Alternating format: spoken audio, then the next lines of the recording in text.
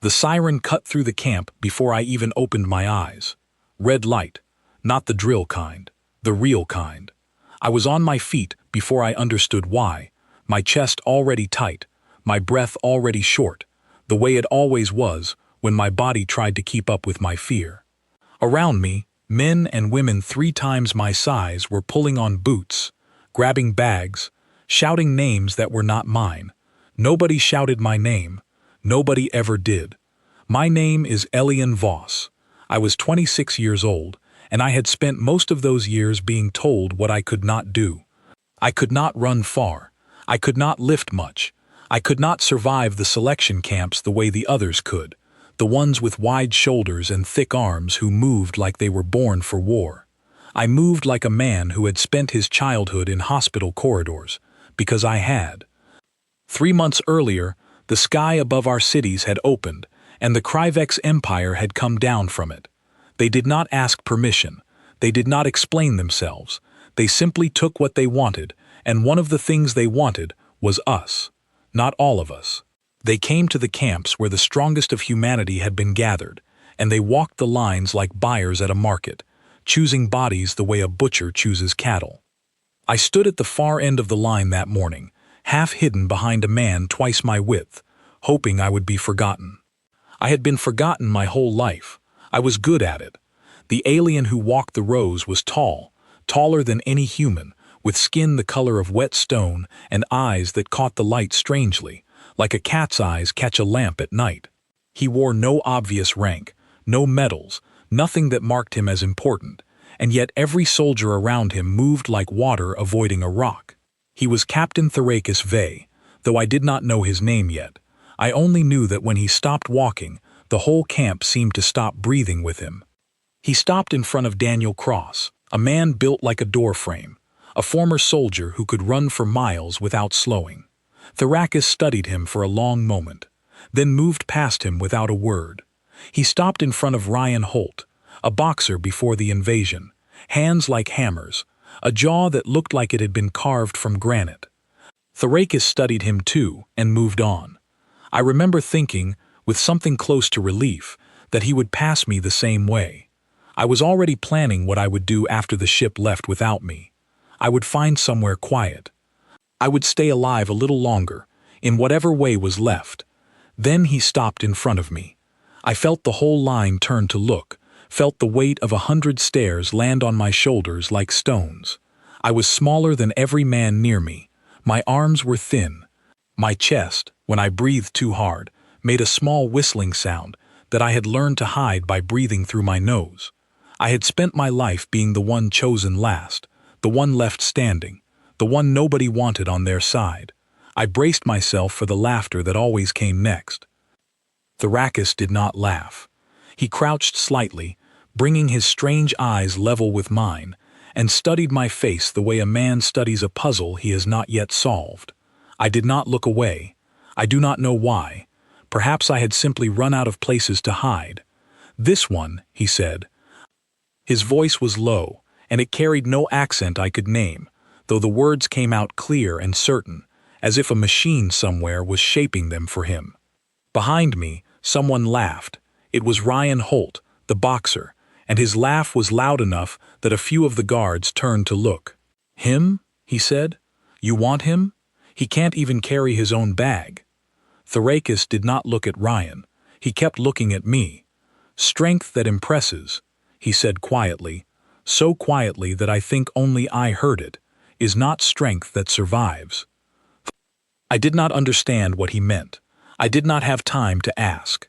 2 of his soldiers, taller and stranger than any nightmare I had ever had, took hold of my arms and walked me toward the ship that sat waiting on the edge of the camp, its hull dark and smooth, like a beetle's shell.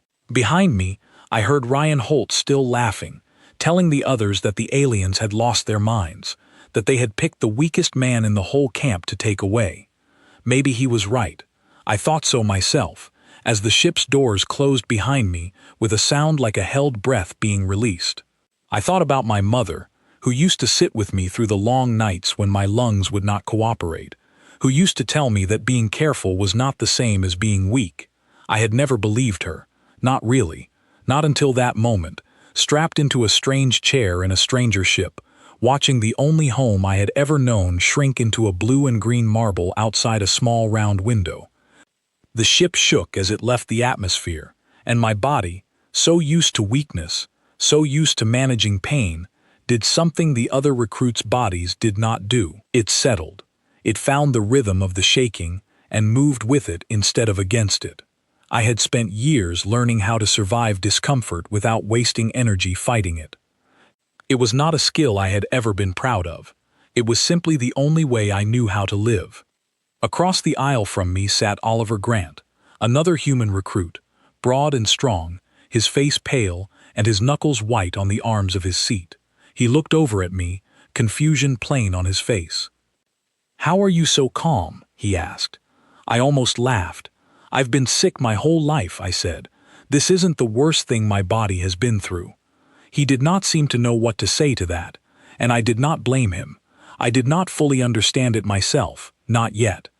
I only knew that somewhere above the clouds of a planet I might never see again, a strange captain had looked at the weakest man in a camp full of strong ones, and had chosen him anyway. I looked out the small round window one last time before the stars swallowed the blue marble hole, and I made myself a quiet promise. Whatever this was, whatever they wanted from me, I would not waste the choosing. I did not yet know why he had picked me. I only knew that for the first time in my life, someone had looked past my weak arms and my whistling chest and had seen something worth taking. I held on to that thought as the ship carried me farther from home than any human had ever traveled, farther from everything I knew, into a war I did not understand, chosen by a captain whose reasons I could not yet guess. Behind me, Earth disappeared into the dark. Ahead of me, something waited that would either break me completely or prove that everyone who had ever laughed at me had been wrong from the very beginning. I did not know which. I only knew there was no going back now, and strangely, for the first time in my life, I was not afraid to find out. A soldier came for us an hour later, once the shaking of the launch had settled into a low, steady hum. He was not Kryvex like the captain. His skin was a dull green, his eyes set too far apart on his face, and when he spoke, the machine in his collar translated his words into flat, toneless English. "Move," he said, "now." We were herded down a corridor that curved instead of running straight, lit by a cold white light that seemed to come from nowhere and everywhere at once. Oliver Grant walked beside me, still pale, still unsteady on his feet, while I found my footing faster than I expected. My body had spent years adjusting to sudden weakness, to rooms that spun without warning, to floors that seemed to tilt beneath me when my blood pressure dropped too fast. This felt almost familiar in its own strange way. We were brought into a wide chamber filled with rows of humans and creatures I had never seen before, all standing in uneven lines, all watching each other with the same wary eyes. There were beings with skin like tree bark, beings with too many joints in their arms, beings whose faces I could not fully look at without a chill running through me. Every one of them looked stronger than me. Every one of them looked like they belonged in a war, in a way I never had and never would. At the front of the chamber stood Thrakis, his hands folded behind his back, watching us the way a teacher watches a room full of new students on the first difficult day. "You have been chosen," he said, and his voice filled the chamber without him needing to raise it. "Not because you are the strongest among your people, not because you are the fastest or the largest or the most feared. You have been chosen because something in you survives." A low murmur ran through the crowd. Somewhere near the front, a massive creature with plaited skin let out a sound that might have been a laugh. "Survives what?" someone called out, and I recognized the voice as belonging to a human near the front, a woman I had not seen before, tall and lean, with sharp eyes that missed nothing. Her name, I would later learn, was Grace Fenwick. "You will find out," Thrakis said. "Some of you will find out quickly, others will take longer. A few of you," and here his strange eyes swept across the room, pausing on me for the briefest moment, "will never understand it at all, and that will be their undoing." I did not know what he meant. I only knew that when his gaze passed over me, something in my chest tightened that had nothing to do with my weak lungs. It felt like being seen, truly seen, for the first time in my life, and I was not sure yet whether that was a gift or a warning. The lights dimmed, and a hologram flickered to life above us, showing training decks, weapon ranges, chambers I did not recognize and could not name. My stomach turned, not from fear exactly, but from the sudden, overwhelming sense that whatever waited for me on this ship was going to demand something from me that I had never been asked to give before. I looked around at the strong bodies filling the chamber, at the wide shoulders and thick arms and confident stances, and for the first time since the ship had left Earth, I let myself wonder if the captain had made a mistake. I was not built like these people. I had never been built for war. But then I remembered his words, spoken so quietly only I had heard them. Strength that impresses is not strength that survives. I did not understand it yet, but I intended to. The first training session began before I had even learned the names of the people sleeping in the bunks beside me. An alarm tore through the sleeping quarters, sharp and grating, and every recruit shot upright at once. Grace Fenwick was already moving before the sound had finished its first cycle, pulling on boots, her sharp eyes scanning the room for threats that were not yet there. Oliver Grant fumbled with his straps, cursing under his breath. I sat up slowly, my chest tight, my hands finding the edge of my bunk out of habit rather than fear, and I forced my breathing into the slow, careful rhythm I had learned as a child, in and out, never rushing, never wasting air. We were marched onto a training deck the size of a small stadium, its floor made of some dark metal that hummed faintly beneath our feet. Thrakus stood at the center, unmoving, watching as dozens of recruits from a dozen different worlds spread out across the space. Beside him stood a broad, armored creature I had not seen before, its skin the color of old rust, its arms ending in something between hands and claws. It was Thrakus's second-in-command, though I would not learn its name for several days. "Endurance," Thrakus said, and the word echoed off the metal walls. "Today, we begin with endurance." The floor beneath us shifted, sections rising and falling without warning, some hot enough to burn through boots, others cold enough to numb bare skin in seconds. Recruits scrambled to keep their footing. A reptilian creature near the front, quick and light on its feet, danced across the shifting floor with an ease that made the rest of us look clumsy by comparison. Ryan Holt was not there, I remembered then. He had been left behind on Earth, laughing at my selection while I was carried away from everything I knew. I wondered, in a brief flash of bitterness, whether he would have survived this test better than I would. I did not have time to wonder for long. The floor beneath my own feet dropped several inches, and I stumbled, catching myself on my hands before I fell fully. Around me, the larger, stronger recruits pushed forward with brute force, muscling their way across the shifting terrain, using strength I did not have. I could not match them, so I did not try.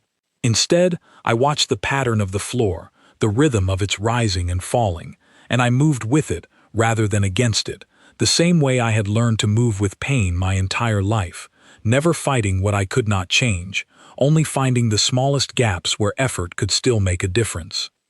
It was slower. It was not impressive, but it worked. By the time the test ended, half the recruits were on their knees, gasping, their strength spent in the first furious minutes of effort.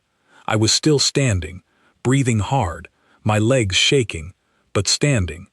Grace Fenwick stood near me, her sharp eyes flicking toward me with something like surprise. "You're not as slow as you look," she said.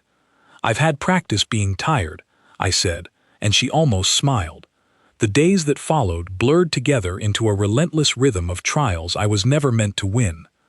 We were tested on strength, and I failed, watching massive creatures lift weights I could not have moved with both arms, and my whole body behind them.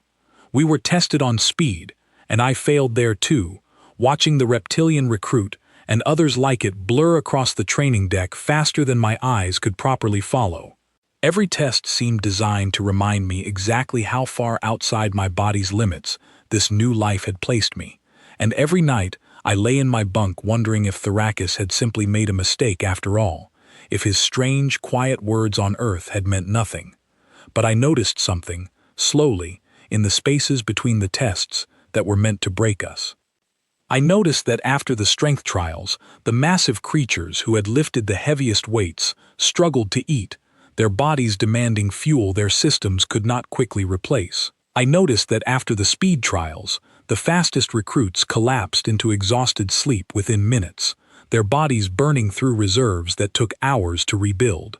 I, who had never had reserves to spare, who had spent my whole life learning to survive on very little, found myself recovering faster than almost anyone else in the room. It was not strength, it was not speed, it was something else entirely, something I did not yet have a name for, though I was beginning to suspect that Thrakus already did. One evening, after a trial that left most of the room limping toward the medical bay, I found him standing alone at the edge of the training deck, watching the empty space where dozens of exhausted bodies had been only minutes before. I approached him carefully, unsure whether I was even allowed to speak to him directly. "Why did you choose me?" I asked. "Really, not the riddle you gave me on Earth. The truth." He turned to look at me, his strange eyes catching the dim light of the deck. "You have spent your whole life being told your body was a problem to manage," he said. "You learned to measure every breath, every movement, every ounce of strength you had. The others in this room have never had to think that carefully about their own survival. Their bodies have always simply worked. Yours has not. That difference will matter more than you understand when the trials that matter finally begin." "These aren't the trials that matter?" I asked, startled. "These," he said, gesturing to the empty deck, "are only sorting the wheat from the chaff. What comes next will sort survivors from corpses." He walked away before I could ask him what he meant, leaving me standing alone on the quiet training deck, the hum of the ship's engines the only sound in the vast empty space.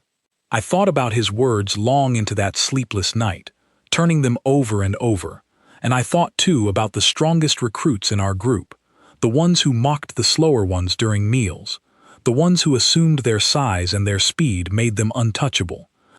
There was a human recruit among them, a man named Ethan Cole, broad through the shoulders, with a booming laugh and a habit of shoving past smaller recruits without apology.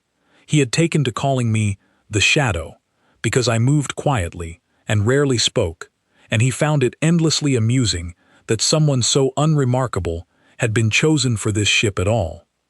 I did not argue with him. I had learned long ago that arguing with people like Ethan Cole never changed their minds, only wasted energy I did not have to spare. There were quieter moments too, in the days between the trials, moments I did not expect to find aboard a ship built for war. Grace Fenwick began sitting near me during meals, saying little at first, watching the room the way a soldier watches a battlefield even when there is no fighting to be done. She had been a nurse before the invasion, she told me one evening, used to long shifts and short sleep, used to keeping her hands steady when everything around her fell apart. I understood her more than I expected to. We had both spent our lives managing other people's expectations of what our bodies could give. "They think we're weak because we don't shout about what we can do," she said one night, watching Ethan Cole boast to a crowd of admiring recruits about a weight he had lifted earlier that day. "But shouting takes energy too. I've never had energy to waste." I laughed, quietly, for what felt like the first time since leaving Earth. It was a strange thing, laughing on a ship built by beings who had taken my home without asking, surrounded by creatures I could not have imagined a few months earlier. But there was something steadying in finding another person who understood, without needing it explained, why I moved carefully through a world that rewarded recklessness. Oliver Grant found his own rhythm too, though it took him longer. He had been strong on Earth, strong enough to matter, and the training deck had humbled him in ways he did not expect. I watched him struggle through the early trials, frustrated and confused by a body that had always simply worked for him before, and I found myself, without quite meaning to, offering him small pieces of advice. "Breathe slower. Do not fight the floor when it shifts. Move with it. Save your strength for the moment it is actually needed, not the moment it feels good to spend it. You've been doing this your whole life, he said to me one evening, wiping sweat from his forehead after a trial that had left him shaking. How do you know all this? Because my body never gave me a choice, I said. I had to learn to survive on very little, every single day. You're only learning it now. He did not have a response to that, but I noticed, in the trials that followed, that he began to move more carefully, more deliberately, and he began to last longer than he had before. It was a small thing, but it mattered, and it was the first time in my life that my weakness had ever taught someone else something useful. Not everyone welcomed the shift. Ethan Cole grew louder as the days passed, as though sensing that the ground beneath his confidence was slowly shifting in ways he did not like. He mocked the recruits who struggled, mocked me most of all, and one evening, during a meal none of us particularly enjoyed, he leaned across the table and asked, loud enough for the whole hall to hear, why the captain had wasted a seat on someone who could barely lift a training weight. Maybe he made a mistake, Ethan said, grinning at the recruits around him. Maybe even aliens get it wrong sometimes. I did not answer him. I had learned, over many years of being underestimated, that answering people like Ethan Cole rarely changed anything, and that silence, chosen deliberately, could be its own kind of strength. Grace Fenwick answered for me instead, her voice flat and certain. He's still standing after every trial you've fallen in, she said. Maybe that's the point. Ethan's grin faltered, just slightly, before he laughed it off and turned back to his meal, but I noticed, in the days that followed, that his mocking grew quieter, and his eyes lingered on me a little longer during each new trial, as though he too were beginning to wonder what Thrakus had seen that the rest of us had not yet learned to see for ourselves. The final test before the real mission began came without warning. The way I was learning all the important things aboard this ship arrived. The alarm sounded in the middle of what should have been a rest period, and we were marched not to the training deck this time, but to a long metal corridor none of us had seen before, its walls lined with small round windows that showed nothing but the black emptiness of space beyond the hull. Thrakus stood at the far end of the corridor, and beside him, for the first time, stood a device I did not recognize, tall and narrow, humming faintly with an energy that made the hair on my arms stand up even from a distance. This, he said, is where the sorting truly begins. I felt my stomach tighten, and beside me, I heard Ethan Cole's booming laugh falter for the first time since I had met him. Whatever is behind that door, Thrakus continued, gesturing toward the far end of the corridor, will not care how much weight you can lift or how fast you can run. It will only care whether your body can endure what your mind demands of it for longer than you believe possible. Some of you will not return from what comes next. I say this not to frighten you, but because you deserve the truth before you walk through that door. Nobody spoke. The confident laughter that had filled our meals and our training sessions for days had gone completely silent, replaced by something heavier, something closer to fear. I looked down the long corridor, toward the door I could not yet see clearly, and I thought about my mother's voice, telling me that being careful was not the same as being weak. I thought about Ryan Holt's laughter on Earth, about Ethan Cole's mocking nickname, about every person who had ever looked at my thin arms and my whistling chest and decided I did not matter.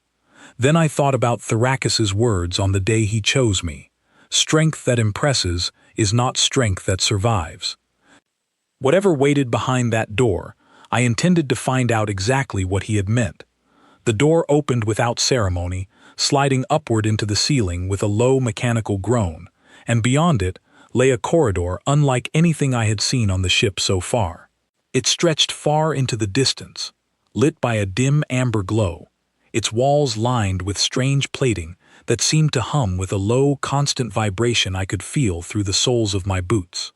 This corridor mimics the conditions you will face on our next assignment, Thrakus said, his voice carrying easily over the hum. Radiation exposure, gravitational strain. Every step forward will cost your body more than the step before it. You will each be given air and nothing else. No weapons, No supplies. Only what your body can carry and what your mind can endure. Ethan Cole stepped forward first, his broad shoulders squared, his confidence returning now that a physical challenge stood in front of him instead of an abstract fear. He was not alone. Several of the largest recruits, human and alien alike, pushed toward the front of the group, eager to prove themselves against a test that finally looked like something they understood. I stayed near the back, beside Grace Fenwick and Oliver Grant, watching the amber corridor stretch away into the distance like a throat waiting to swallow us whole. Once you begin, Thrakis continued, there is no stopping until you reach the chamber at the far end, or until your body forces you to stop on its own. Choose your pace carefully. This is not a race. It only appears to be one. The gate lifted, and the recruits surged forward, the strongest among them breaking into a run almost immediately, eager to put distance between themselves and the corridor's growing hum. I did not run. I walked, slow and steady, my breath already finding the careful rhythm I had spent a lifetime perfecting, and beside me, Grace Fenwick matched my pace without needing to be asked. Oliver Grant hesitated only a moment before falling into step with us as well, remembering, perhaps, the lessons of the past few days. The hum grew louder as we advanced, and within the first 100 steps, I felt it, a strange heaviness pressing down on my limbs, as though gravity itself had thickened around me. Up ahead, Ethan Cole and the others who had run forward were already slowing, their powerful legs suddenly working twice as hard against a pull that seemed to grow stronger with every meter traveled. I watched one of the largest alien recruits, a creature built like a small mountain, stumble and catch itself against the wall, breathing hard, sweat or some equivalent fluid streaming down its plated skin. They spent too much too fast, Grace murmured beside me, her sharp eyes taking in the scene ahead, just like the training deck. I nodded, saving my breath, and we continued forward at the same careful pace, letting the heaviness settle into our bones rather than fighting against it with wasted effort. My chest began to ache in the old familiar way, the whistling sound returning despite my best efforts to control it, but I had lived with this ache my entire life. It did not frighten me the way it seemed to frighten the recruits who had never felt it before. We passed Ethan Cole nearly halfway through the corridor. He was on his knees, one hand braced against the humming wall, his booming voice reduced to short, ragged gasps. He looked up as we passed, and for the first time since I had met him, I saw something in his eyes that was not mockery. It was closer to fear, and beneath the fear, something that looked almost like understanding. "How," he managed to say, "are you still walking?" "I never learned to run," I said, and kept moving. I did not say it to be cruel. I said it because it was true, and because I finally understood, in that heavy, humming corridor, exactly what Thrakis had meant on the day he chose me. My whole life, I had been forced to learn patience, forced to learn how to move through a world that demanded more from my body than it could easily give. Every recruit around me who had spent their life strong and capable had never needed to learn that lesson. Now, in a corridor that punished excess and rewarded restraint, that missing lesson was costing them everything. More recruits fell behind us as we advanced. The reptilian recruit, who had danced so easily across the shifting training deck, collapsed near the corridor's midpoint, its quick reflexes no match for a test that demanded endurance rather than speed. The massive, plated creature that had once seemed unstoppable sat slumped against the wall, unable to rise, its great strength drained by a burden it had never learned to pace itself against. One by one, the recruits who had always relied on their size, their speed, their raw physical power, found themselves undone by a test that did not care about any of it. Oliver Grant began to falter around the 2/3 mark, his breathing growing ragged, his steps growing uneven. I slowed my own pace to match his, and Grace did the same, though I could see the effort it cost her to hold back. "Go on without me," he said, his voice tight with pain. "I'm slowing you down." "No," I said, surprising myself with the certainty in my own voice. "We move together, or we don't move at all." I do not know where the words came from. I had spent my whole life being the one who needed help, never the one offering it, and something about that reversal steadied me even as the corridor's pressure grew heavier around us. We slowed further, breathing carefully, moving in short, measured steps, and Oliver's breathing gradually found a rhythm that matched our own. It was not fast, it was not impressive, but it worked. Near the end of the corridor, only a handful of recruits remained standing.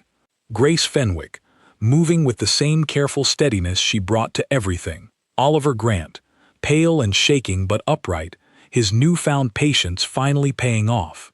A quiet, thin alien recruit I had barely spoken to before, whose species, I would later learn, had evolved in low-gravity conditions similar to what the corridor simulated.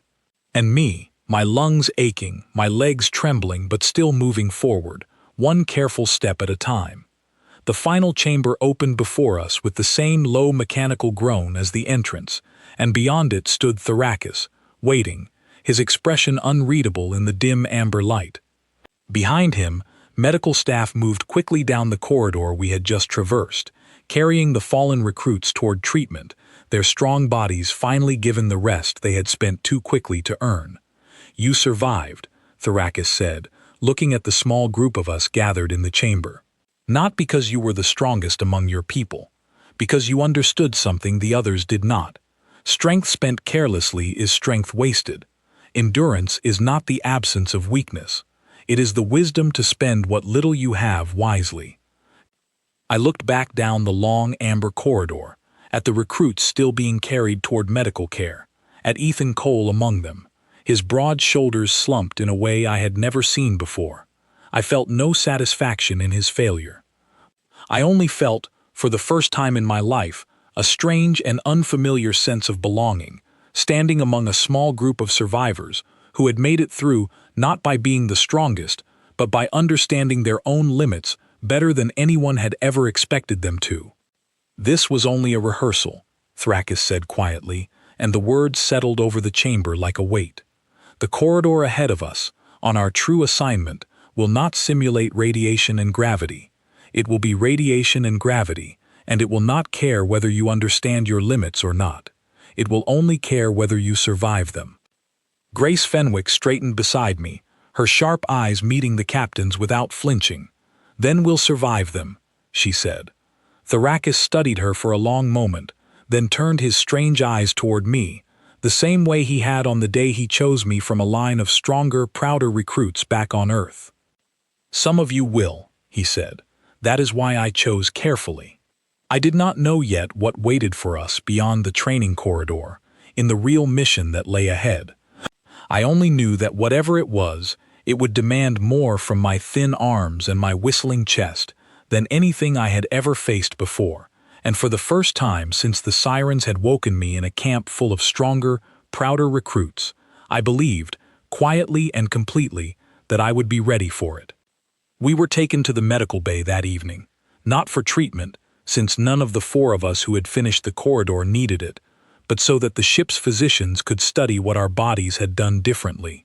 I lay on a narrow table while a small hovering device passed slowly over my chest, recording numbers I could not read on a screen glowing faintly beside me. The physician attending me was a small, quiet creature with too many fingers and a gentle way of moving, and it studied the readings with what I took to be surprise. "Your heart rate barely changed," it said, its translated voice soft and curious. "Even under maximum strain, your body did not panic, it simply endured." "I've had a lot of practice not panicking," I said. "Panic costs energy I never had to spare." The physician made a small sound that might have been a laugh, then moved on to record something else. I lay quietly on the table, staring up at the unfamiliar ceiling of an alien medical bay, and let myself think, for the first time since leaving Earth, about what my life had actually taught me. I had spent so many years believing my body was a burden, a thing to apologize for, a reason I was always chosen last. I had never once considered that the very habits my weakness had forced on me, the careful breathing, the constant awareness of my own limits, the instinct never to spend more than I could afford to lose, might one day be the exact skills that kept me alive when stronger bodies failed. Grace Fenwick found me afterward in the narrow hallway outside the medical bay, her own examination finished, her sharp eyes tired but satisfied. "They're saying our results are the best they've seen from this camp of recruits," she said. "Better than the reptilians, better than the plated ones, before it collapsed." "They probably think it's an accident," I said. "Thrakus doesn't seem like someone who believes in accidents," she said, and I found I could not argue with that.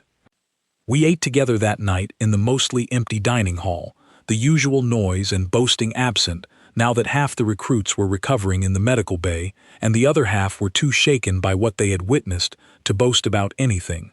Oliver Grant joined us partway through the meal, moving stiffly but steadily, a new kind of quiet confidence in the way he carried himself. "I used to think strength was the only thing that mattered," he said, picking at the strange, nutrient-dense food the ship provided. "Back on Earth, I was always the strongest one in the room. It never occurred to me that I might need to learn something else." "You did learn it," I said. "That's why you're sitting here instead of in the medical bay." He nodded slowly, and for a moment none of us spoke, simply sitting together in the quiet hall, three humans from a conquered world, finding an unexpected kind of comfort in each other's company aboard a ship built by beings who had taken everything from them. Ethan Cole found me the next morning, alone in the corridor outside the training deck, his broad shoulders slumped in a way I had never seen before. He did not mock me this time. He simply stood there for a long moment, as though searching for words he was not used to needing. "I underestimated you," he finally said. "I underestimated all of you. Grant Fenwick, you most of all." "You're not the first," I said, and I meant it without bitterness. I had spent my entire life being underestimated. It no longer had the power to wound me the way it once had. "How do I learn what you already know?" he asked, and there was something almost desperate in the question, something that told me his failure in the corridor had shaken him more deeply than his booming laugh and easy confidence had ever let on. I thought about the question carefully before answering. "You start by admitting your body has limits," I said. "Then you learn to respect them instead of fighting them. It's not something you can do overnight. It took me my whole life." He nodded slowly, and though I did not know it yet, that conversation marked the beginning of a slow, quiet change in Ethan Cole, one that would matter more than either of us understood in that moment, standing together in a metal corridor light years from the world that had shaped us both. 3 days later, Thrakus called the surviving recruits together in the same wide chamber where he had first addressed us all. The room felt different now, quieter, the earlier confidence replaced by something more careful, more respectful. He stood at the front, his second-in-command beside him, and behind them both, a large screen flickered to life, showing an image of a small gray moon orbiting a distant, hostile world. "This is your true assignment," he said, "a moon base, built by our rivals, the Vasari Compact. Our intelligence suggests they have completed a weapon capable of destroying entire star systems. We do not know when they intend to use it.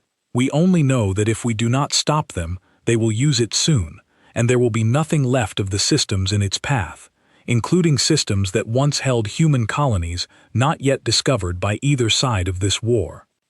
The room fell utterly silent. I felt my chest tighten, not from my weak lungs this time, but from the sheer weight of what he had just described. "The corridor you survived was built to mimic the conditions inside that moon base," he continued. "Radiation levels that would kill an unprepared body within minutes. Gravitational fields designed to punish excess and reward restraint. We believe only a small, carefully selected team will be capable of reaching the base's core, and even fewer will be capable of surviving what waits for them once they arrive." He looked across the small group of recruits who had made it through the corridor, his strange eyes settling, once again, on me. "You four will form that team," he said. "Fenwick, Grant, Sarix." He nodded toward the quiet alien recruit whose species had evolved for low gravity, whose name I was only now learning, and Voss. I felt every eye in the room turn toward me. But this time, the stairs did not carry the mockery I remembered from Earth. They carried something closer to respect, and beneath that respect, something that might have been envy, though it no longer wounded me the way I once expected it would. "We leave within the week," Thrakus said. "Prepare yourselves. What waits for you on that moon will test everything you have learned, and it will not forgive mistakes the way the training corridor did." As the room began to empty, I found myself standing alone with Thrakus for a brief moment, the same way I had after the earlier trial. I did not ask him why he had chosen me this time. I already understood the answer, or at least, I understood it better than I had before. "You're afraid," he said, studying my face with those strange cat-like eyes. "Yes," I admitted. "Good," he said. "Fear spent wisely is not weakness. It is the same instinct that kept you alive through every trial so far. Do not lose it now." I nodded, and he turned and walked away, leaving me alone in the wide, empty chamber, staring at the image of the gray moon still glowing faintly on the screen behind him. Somewhere on that distant rock, a weapon capable of destroying entire star systems waited to be unleashed, and somehow, against every expectation I had carried with me since childhood, I had become one of the few people chosen to stop it. I thought of my mother again, of her quiet voice telling me that being careful was not the same as being weak. I thought of Ryan Holt's laughter, of Ethan Cole's mockery, of every person who had ever looked at my thin arms and decided I did not matter. None of them were here now. Only me, and 3 companions I had come to trust more in a handful of days than I had trusted almost anyone back on Earth. Whatever waited for us on that moon, I intended to prove, once and for all, that Thrakus had not made a mistake. The moon appeared on our approach screens as a small gray world, pitted with craters, and wrapped in a faint, sickly glow that our instruments identified as radiation bleeding from somewhere deep beneath its surface. Our transport was small, built for stealth rather than comfort, and the 4 of us sat in tense silence as it descended toward a landing site chosen for its distance from the base's main sensors. Grace Fenwick checked her equipment for the 3rd time in as many minutes, her sharp eyes betraying none of the fear I knew she had to be feeling. Oliver Grant sat beside her, his jaw tight, his hands steady in a way that told me the corridor's lessons had truly taken root. Syrinx, the quiet alien recruit, sat perfectly still, its strange low-gravity physiology giving it an advantage none of the rest of us shared, though its own kind of fear showed in the way its long fingers twitched against its knees. I sat closest to the small round window, watching the gray moon grow larger, and I found my breathing settling into the same careful rhythm I had relied on my entire life. Whatever waited below, I told myself, I had already survived worse in my own body than most people would ever understand. We landed without incident, in a shallow crater far from the base's main structures, and moved quickly across the moon's barren surface toward an access point Thrakus's intelligence had identified weeks earlier. The gravity here was lighter than the training corridor had simulated, but the radiation was worse, a constant, prickling wrongness against my skin that no suit could fully block. We moved in careful, measured steps, exactly as we had learned, conserving our strength for whatever waited ahead. The access point led into a long, descending tunnel, lit by the same dim amber glow the training corridor had used, though this light felt colder somehow, less artificial and more alive, as though the moon itself were watching us descend into its depths. We had been walking for perhaps 20 minutes when the first alarm sounded, distant and muffled, followed by the sound of heavy footsteps echoing somewhere above us. "They know we're here," Grace whispered, her voice tight. "Keep moving," I said. "We can't afford to fight, we can only afford to reach the core." We pressed forward, deeper into the tunnel, the radiation growing steadily worse with every step, the gravity shifting unpredictably in ways that reminded me exactly of the training corridor's punishing pull. Oliver began to slow first, his breathing growing ragged despite everything he had learned, and I recognized, with a chill, that even careful preparation could only carry a body so far against conditions this extreme. "Go on," he gasped, sinking against the tunnel wall. "I can't keep this pace." "We're not leaving anyone behind," I said, echoing the words I had spoken to him once before. But this time, Grace shook her head, her sharp eyes meeting mine with a grim, practical honesty I had come to respect deeply. "If we all stop, we all fail," she said. "Someone has to reach the core. Elian, you've lasted longer than any of us against conditions like this. It has to be you." I wanted to argue. Every instinct I had ever learned told me to stay, to help, to never abandon someone who needed me the way I had needed help so many times in my own life. But I understood, with a clarity that felt almost painful, that Grace was right. My body, shaped by a lifetime of scarcity and careful endurance, was built for exactly this kind of trial in a way that even Oliver's newfound patience could not fully match. "I'll come back for you," I said. "All of you. I promise." Sarix pressed something small and cool into my hand, a device it had been carrying since the landing, its long fingers trembling slightly, whether from radiation or fear I could not tell. "This will guide you to the core chamber," it said, its translated voice thin and strained. "Use it well." I left them there, in the amber tunnel, Grace steadying Oliver against the wall, Sarix settling beside them both to conserve what strength remained, and I pressed forward alone, deeper into the moon's radiating heart, guided only by the small device in my hand and the careful, practiced rhythm of my own breathing. The tunnel eventually opened into a vast chamber, filled with humming machinery unlike anything I had seen before, towering structures of dark metal wrapped in pulsing veins of light that seemed to throb in time with my own racing heartbeat. At the chamber's center stood a raised platform, and atop it, a device that could only be the weapon Thrakis had described, its surface covered in strange symbols that seemed to shift and rearrange themselves the longer I looked at them. I approached the platform carefully, my whole body aching from the radiation and the strain of the journey, and found, exactly as Sarix's device had indicated, a small interface panel set into the platform's base. I knelt beside it, my hands shaking, and studied the controls, trying to make sense of symbols that belonged to a language I had never been taught. A voice spoke behind me, cold and mechanical, translated through some device I could not see. "You should not be here."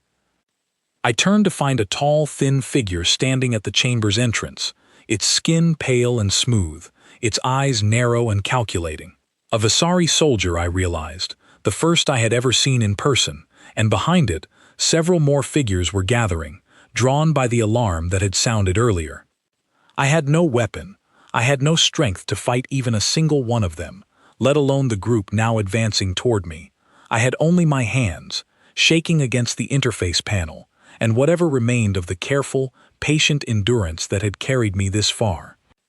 "The weapon requires a neural interface to disable," the lead soldier said, its voice carrying something that might have been amusement. "A human mind is far too fragile to survive the connection. You will die attempting what your captain sent you to do, and your death will accomplish nothing." I looked down at the interface panel, at the small opening clearly designed to accept a direct neural connection, and I understood, with a sudden terrible clarity, exactly what Thrakis had truly chosen me for. Not simply endurance against radiation and gravity. Something far more dangerous, something that required a mind already accustomed to enduring pain without breaking. I thought of every hospital corridor I had ever lain in as a child. Every night my body had failed me while my mind remained clear and steady.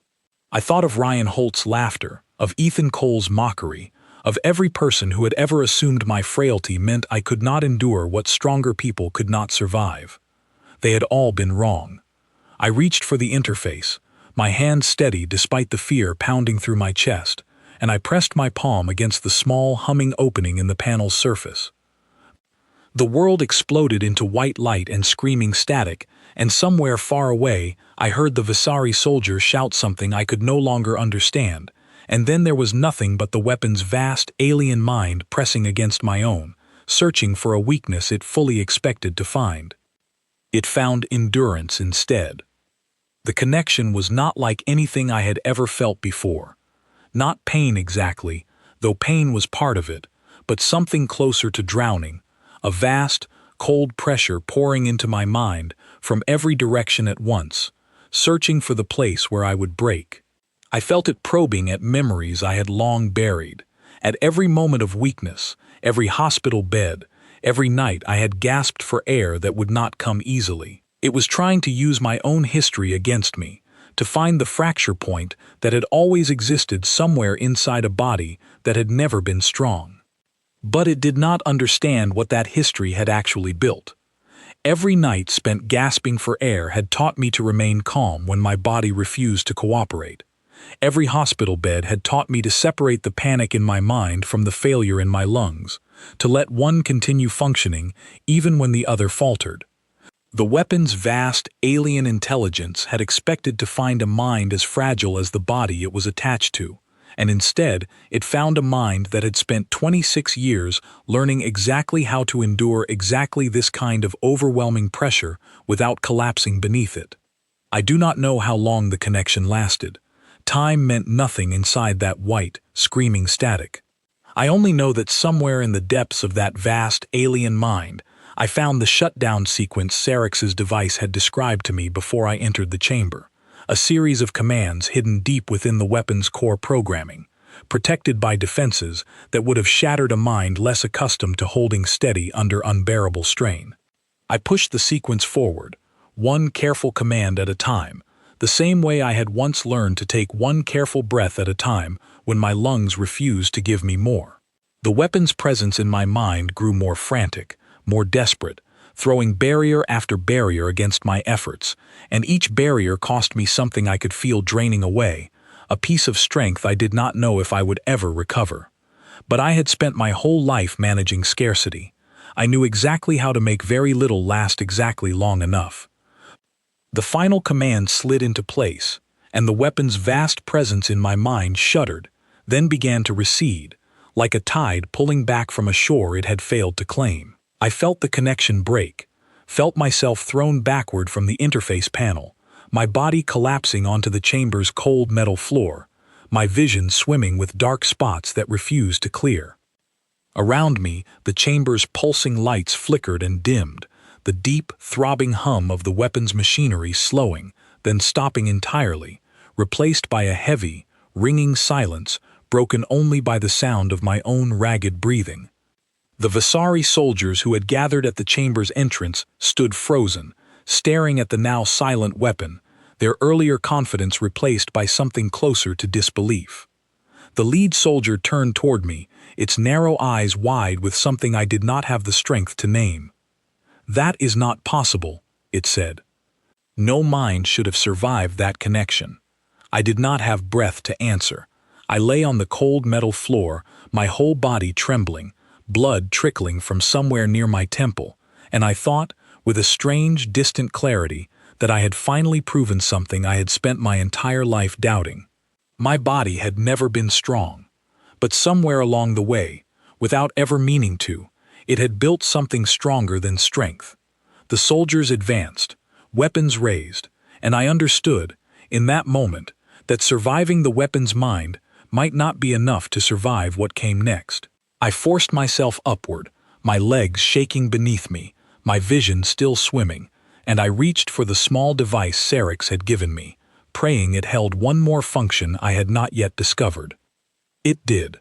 A single sharp press released a blinding flash of light and a deafening shriek of sound, designed, I would later learn, to disorient exactly this kind of ambush. The soldiers staggered back, momentarily blinded, and I did not waste the chance they had unknowingly given me. I ran, my lungs burning, my legs barely obeying me, back through the tunnel I had descended, back toward the place where Grace, Oliver, and Sarex waited. I found them exactly where I had left them, Oliver pale but breathing steadily, Grace watching the tunnel entrance with a weapon she had scavenged from somewhere I did not ask about, Sarex pressed against the wall, its long fingers still trembling. "It's done," I gasped, collapsing against the tunnel wall beside them. "The weapon is disabled." Grace's sharp eyes searched my face, taking in the blood at my temple, the trembling in my hands, and for a moment I thought I saw something break loose in her carefully controlled expression, something that looked almost like relief, mixed with fear for what the effort had cost me. "Can you walk?" she asked. "I don't have a choice," I said, and forced myself upright, leaning on the tunnel wall for support.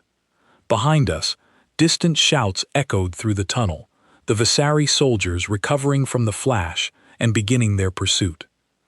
We moved as quickly as our combined strength allowed, Oliver supporting me on one side, Grace watching our backs with the scavenged weapon ready, Syrinx leading the way with its low-gravity instincts guiding us toward the surface faster than any map could have. The climb back to our transport felt longer than the descent had, every step costing more than the last, my vision blurring at the edges, my chest burning with a familiar, exhausted ache that I forced myself to breathe through, the same way I had breathed through every difficult night of my life.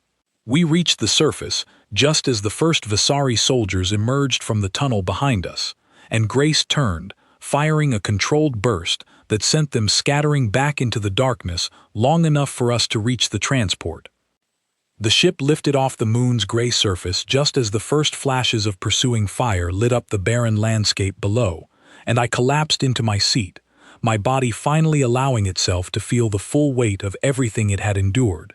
Grace knelt beside me, checking the wound at my temple with steady, practiced hands, her expression tight with concern she did not bother hiding anymore. "You're not dying on me," she said. "Not after all that." I wasn't planning to, I managed, and the last thing I remembered before darkness finally claimed me was Oliver's voice, quiet and certain, saying something about a captain who had known exactly what he was doing all along.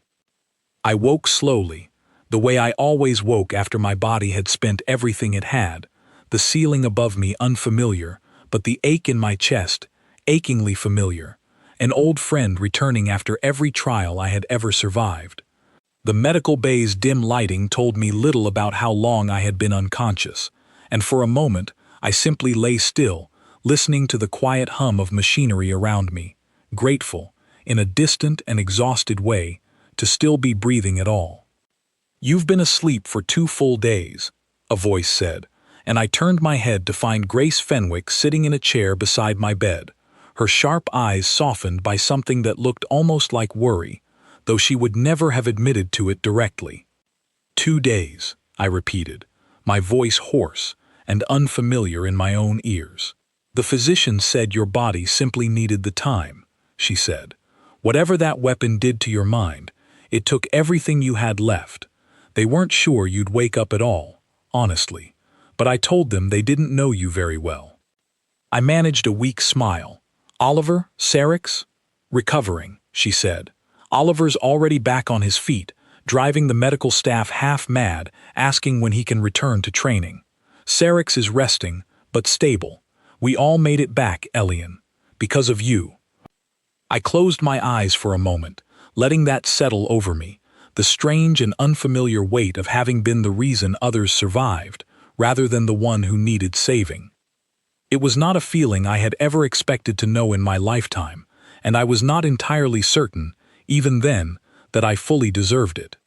Thoracus came to see me later that same day, standing at the foot of my bed with his hands folded behind his back, his strange eyes studying me with an expression I still could not fully read, even after everything we had been through together. "The weapons shutdown has been confirmed," he said. "Our analysts believe it will take the Visari Compact years to rebuild what you disabled, if they choose to rebuild it at all. Entire star systems remain standing today because of what you did in that chamber." "I almost didn't survive it," I said quietly. "Almost," he agreed, "is not the same as did not. That distinction has mattered your entire life, whether you understood it or not."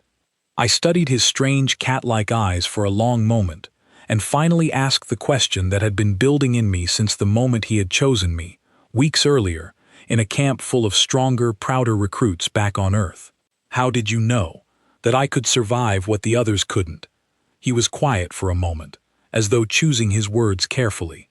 "Before I ever set foot on your world," he said, "I studied the medical records your governments kept, looking for exactly what I found in you. I was searching not for the strongest bodies your species had produced, but for the ones that had already learned to survive constant, ongoing struggle. Bodies that had never been given the luxury of taking their own survival for granted. Your species calls such people frail. I have learned, across many worlds and many wars, that frailty properly tested is often simply endurance that has not yet been recognized for what it truly is. The others didn't understand that, I said. Ethan Cole, Ryan Holt, half the camp back on Earth. Most beings do not, Thrakus said. It is a rare captain who looks past what impresses the eye to find what actually survives the trial. I did not choose you despite your weakness, Elian Voss. I chose you because of everything your weakness had already taught your mind and body to endure, long before I ever arrived on your world.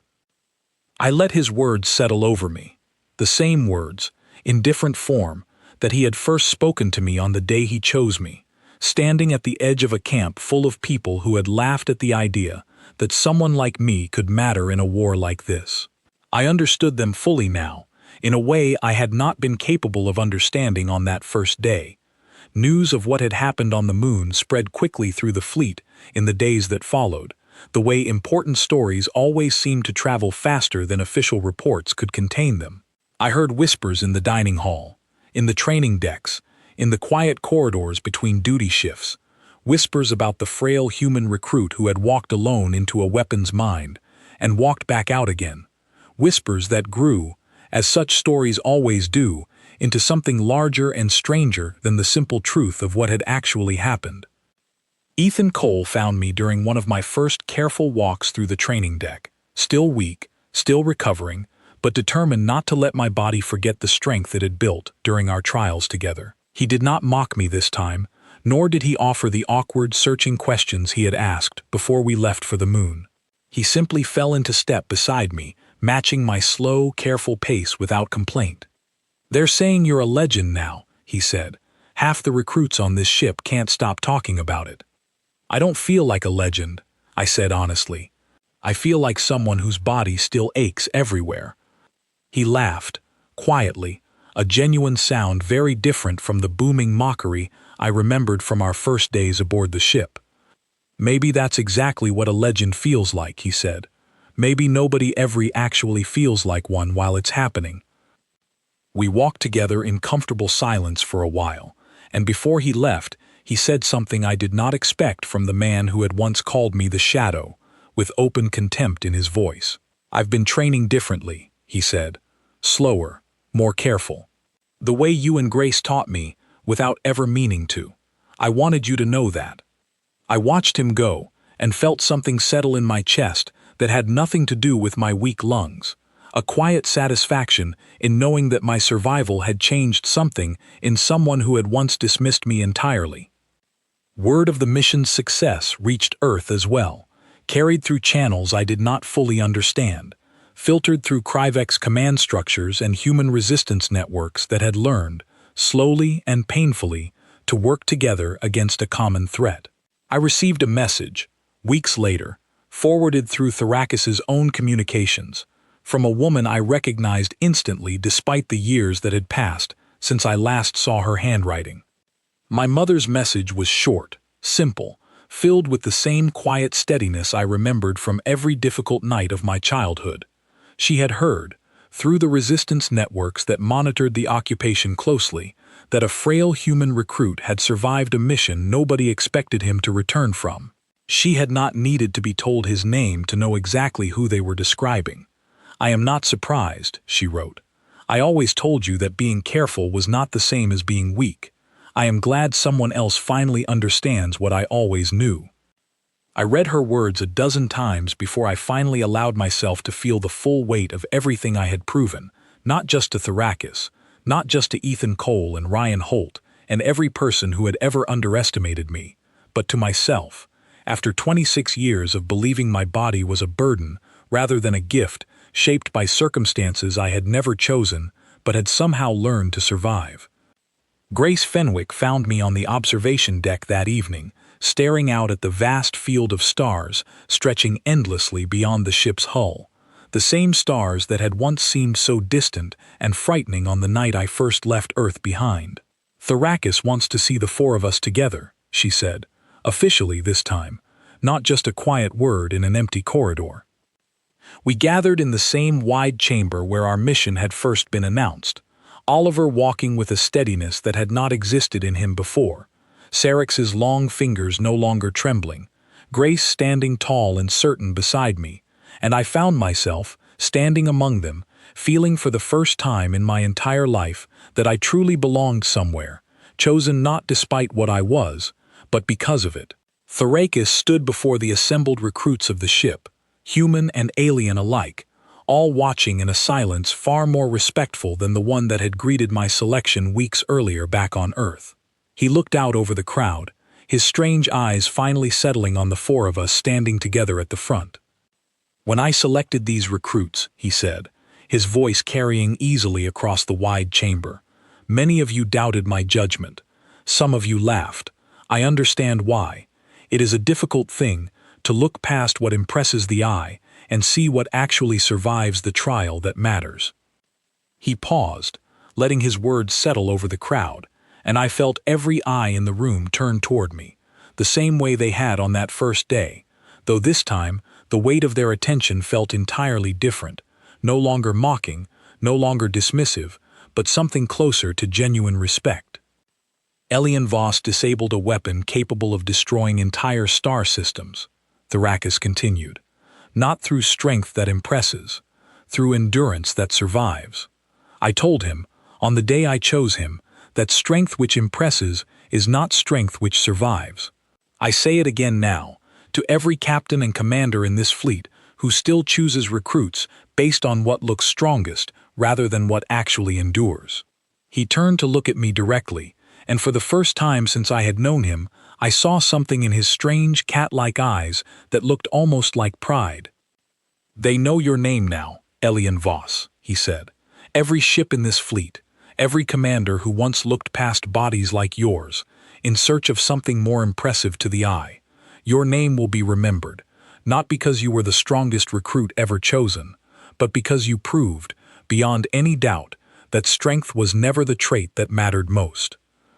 I stood in that wide chamber, surrounded by the friends who had survived alongside me, thinking of every hospital corridor of my childhood, every laugh at my expense back on Earth, every moment I had believed my frail body made me worth less than the people around me. None of that mattered anymore, not in the way it once had. My body had not changed.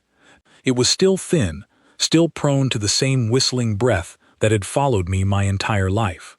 But everything I understood about what that body was capable of had changed completely, reshaped by trials that had asked more of me than anyone had ever expected, and had found, buried in a lifetime of quiet, careful endurance, exactly what was needed to survive. Somewhere far behind us, Earth continued turning beneath a sky that Krivek's ships still occupied, and somewhere in the resistance networks that carried news across an occupied world, my story continued spreading, reaching people who had once looked at bodies like mine and seen only weakness, teaching them, slowly and carefully, to look again. I thought of Ryan Holt, laughing as I was carried away from the camp weeks earlier, and wondered if the story had reached him yet, wondered what he thought now, knowing that the frail recruit he had mocked had walked alone into an alien weapon's mind and walked back out again, carrying the survival of entire star systems on shoulders nobody had ever believed were strong enough to bear that weight. Thrakus found me alone again that evening, standing at the same observation deck where Grace had found me earlier, watching the endless field of stars stretch out before us, carrying within them countless worlds I had never known existed before this war began. "You are quiet," he said, coming to stand beside me.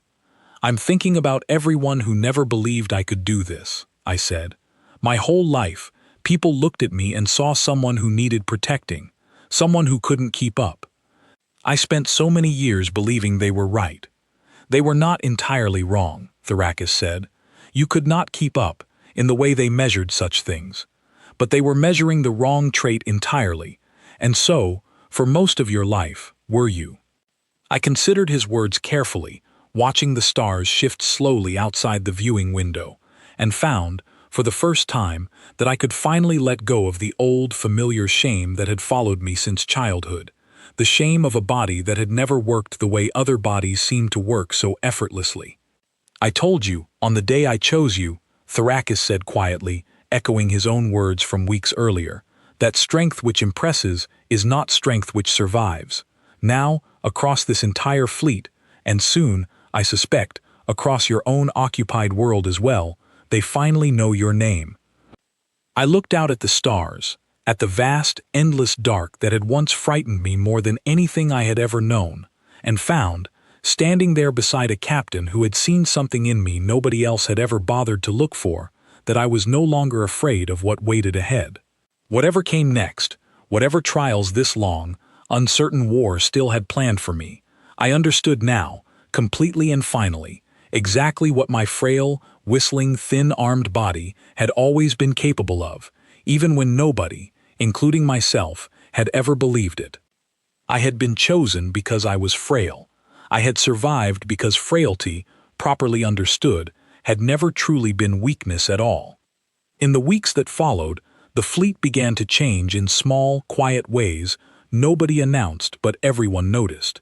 Recruitment reports from other captains started arriving with different questions attached, questions about endurance under scarcity rather than raw physical output, questions about how a body responded to prolonged hardship rather than how quickly it could win a single contest of strength. Thrakus showed me one such report from a young captain named Vesia Kor, stationed near the outer colonies, who had begun selecting recruits the same way he had once selected me, and who wrote, almost apologetically, that she had spent years overlooking exactly the kind of soldier who might have saved lives sooner if anyone had thought to look for them. Grace Fenwick was offered a position training new recruits in endurance protocols, teaching them the careful, measured pacing she had learned long before this war began, back when she was still a nurse, working impossible hours on a planet that no longer felt quite like home. She accepted without hesitation, and I often found her afterward in the training halls, patiently walking exhausted recruits through breathing exercises I recognized instantly from my own childhood, the same quiet lessons my mother had once given me in hospital rooms I had never expected to matter beyond my own survival. Oliver Grant asked to join future missions alongside me, insisting that whatever came next, he wanted to face it with people who had already taught him what his old strength alone could never have shown him. Sarix remained quieter, less inclined toward speeches or public recognition, but I noticed it beginning to mentor other low-gravity recruits, passing along lessons about patience and pacing that it had once kept entirely to itself. As for me, I did not become someone unrecognizable overnight. My chest still whistled on cold mornings. My arms remained thin. My endurance still came with a cost my body reminded me of constantly. But I no longer apologized for any of it, no longer flinched when someone's eyes lingered too long on my narrow frame, wondering silently whether I belonged among stronger, prouder bodies.